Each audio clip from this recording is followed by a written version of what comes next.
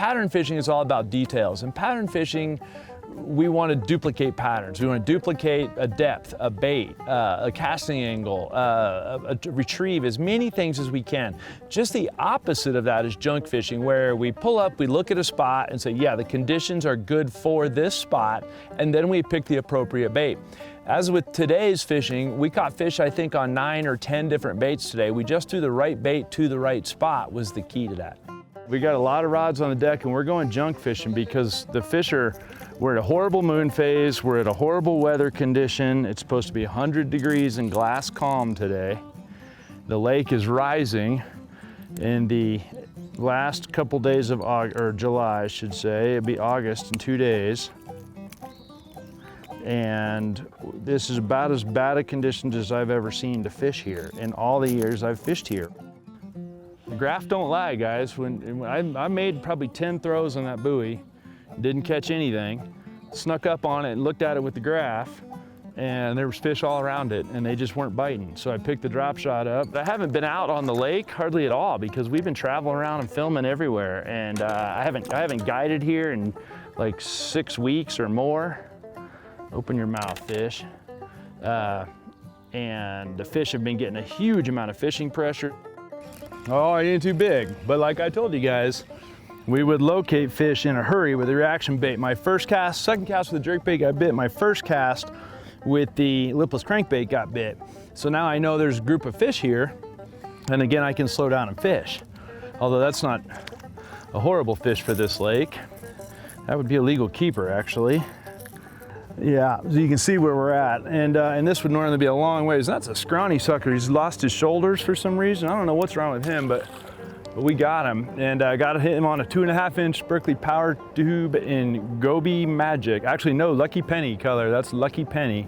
I think the main lake deep trees are going to be the deal. And I'm going to go with that answer for now.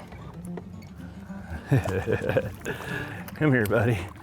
Come up in here. He ain't a monster, but he's a nice fish. He's a healthy fish. There's the minnow. Everybody wants to see the close-up. There's the minnow, guys.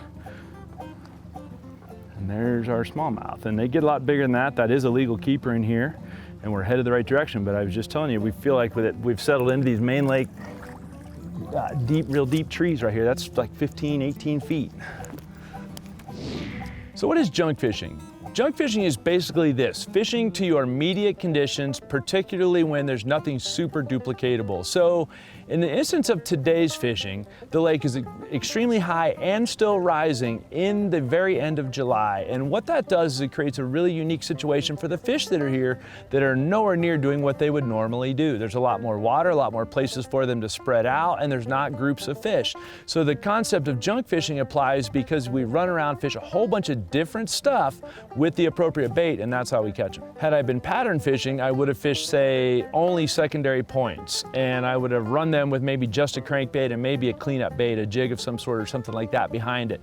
That would be pattern fishing. In this instance, we pull up on this point has trees and things, maybe the little Texas rig. This point's more rocky, even though it's a secondary point, it's just more rocky. Maybe it's better for the drop shot or whatever the case might be. A really good example of junk fishing day was when we showed up at Highline Lake State Park. It was the very first day of summer. Turned out to be hot and calm. Fish were scattered all over the place. The water just started to fall. So we didn't catch fish doing the same thing twice ever. Classic spot for junk fishing was a boat ramp, and it paid off on that show as well. This is the west ramp. It's the one that's open the earliest. They do have a A&S program here, just like everywhere else in Colorado. And in this particular case, they do have a deposit box. So if you have a white tech, there's one on the boat ramp right there, guys. That's why we fish the boat ramp. And the funny thing is, you guys are gonna laugh, but I'm fishing the boat ramp with a 17-foot diving, 17.5-foot diving crankbait. And the reason being is I want that crankbait pinned to that boat ramp all the way down. And we're not gonna get in a hurry with him. He's kind of hooked goofy. In fact, we'll probably go ahead and net that guy because he's hooked all kinds of hinky and I don't want to deal with him. And the big fat free bill he goes. That's a straight up post-spawn looking scrawny. That's okay.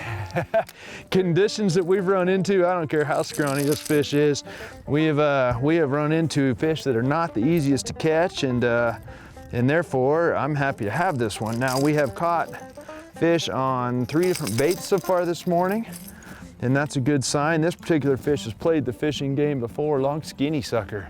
Get him put back.